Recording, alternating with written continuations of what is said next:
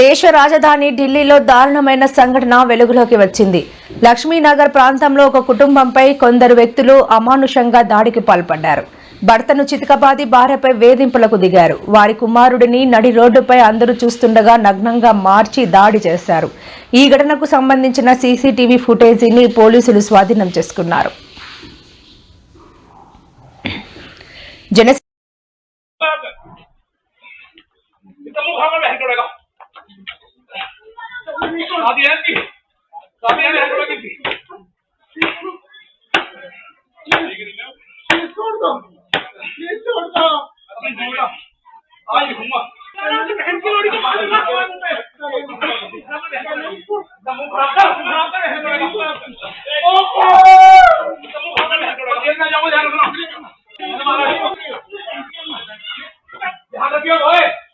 मैं जाऊंगा